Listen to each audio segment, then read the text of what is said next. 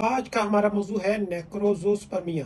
क्या आपने कभी सुना है कि बाज मर्दों के मादा मानवीय में मौजूद तमाम किरण मनी स्पर्म यानी मुर्दा पाए जाते हैं, नेक्रोज़ोस्पर्मिया कहलाती है। और ये मर्दाना बांझपन की एक नायाब मगर संजीदा वजह है।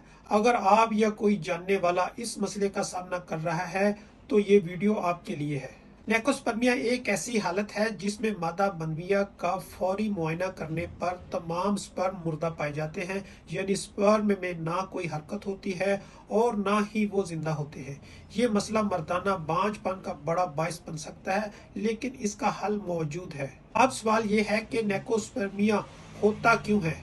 इसकी कुछ अहम वजूहात हैं। इन्फेक्शन, तौलीती निज़ाम में बैक्टीरिया या वायरल इन्फेक्शन स्पर्म को नुकसान पहुंचा सकते हैं। वराइकोसल खुशियों की रगों में सूजन जिससे स्पर्म की क्वालिटी मुतासर होती है। हार्मोनी मसाइल, हार्मोन्स की अदम तवाज़ुन स्पर्म की सेहत को खराब कर सकती है।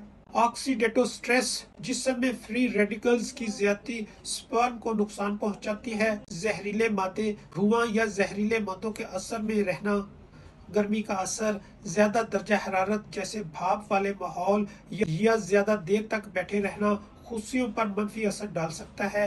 लाइफस्टाइल फैक्टर, तंबाकूनोशी, अल्कोहल का इस्तेमाल, गैर सेहतमंद ग़िज़ाएं और जहनी दबाव भी इस मसले की बड़ी वजह हो सकते हैं। अब आपको कैसे पता चलता है कि आपको एकोज़ोस्पर्मिया है?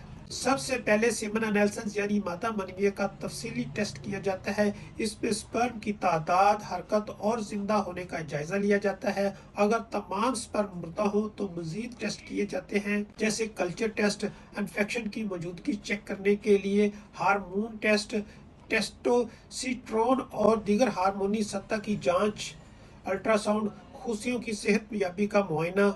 अच्छी खबर यह है कि नेक्रोज़ोस्पर्मिया का इलाज मौजूद है, लेकिन इलाज का इन्हसार इसकी वजूहात पर होता है।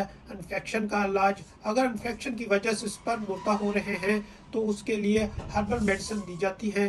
वेरिकोसल का मसला हो तो उसके लिए भी एक खास हर्बल कोर्स है। अमूमन ज्यादातर एंटीऑक्सीडेंट सप्लीमेंट यानी विटामिन सी, विटामिन ई और को क्यू 10 जैसे सप्लीमेंट इस्तेमाल करवाए जाते हैं। स्पर्म की सेहत बेहतर बनाते हैं।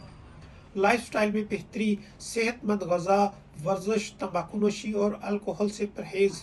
याद रखें कि नेक्रोज़ोस्पर्मिया के बावजूद वालिदैन बनना मुमकिन है, लेकिन इसके लिए बरवक्त तशखीस और सही इलाज जरूरी है। अगर आपको इस मसले का सामना या शुबा है तो शर्मिंदगी के बजाय फौरन हमसे रब्ता करें। इस वीडियो को उन लोगों तक जरूर शेयर करें जो इस मसले के बारे में जानना चाहते हैं।